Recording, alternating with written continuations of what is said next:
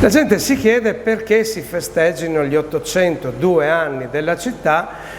quando nel 1983 già si erano celebrati i 1000 anni, ma momento, nell'83 si celebrò il millenario della più antica citazione del nome della località, ma Udine non era una città nel 983,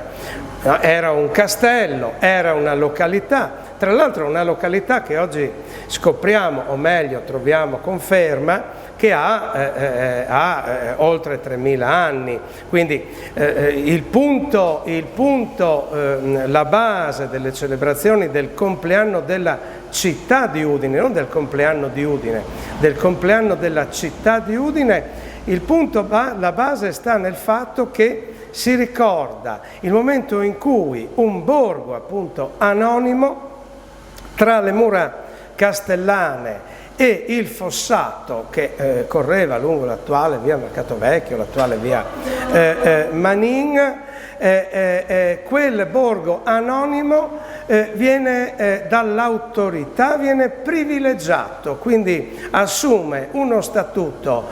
una fisionomia giuridica e politica diversa rispetto ai comuni, diciamo così, alle realtà, agli abitati, ai borghi, alle ville del territorio.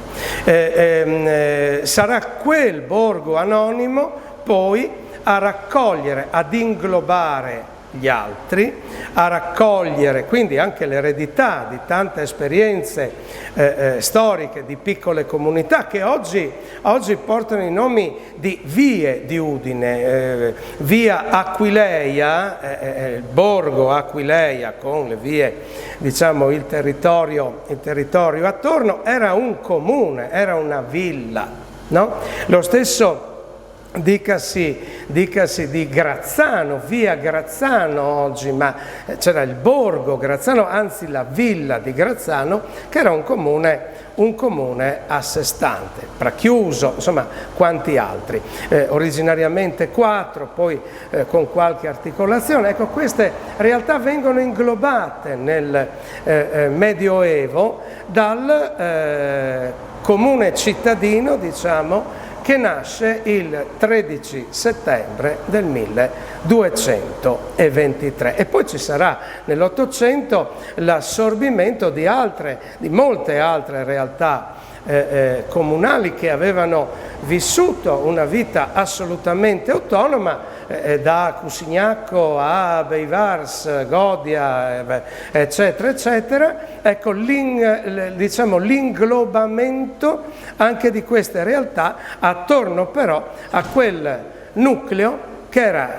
partito per volontà, diciamo, aveva iniziato la sua evoluzione, il suo allargamento, la sua espansione grazie all'iniziativa di un grande patriarca principe di Aquileia, il patriarca Bertoldo di Andex-Merania, che appunto è il padre della patria cittadina udinese.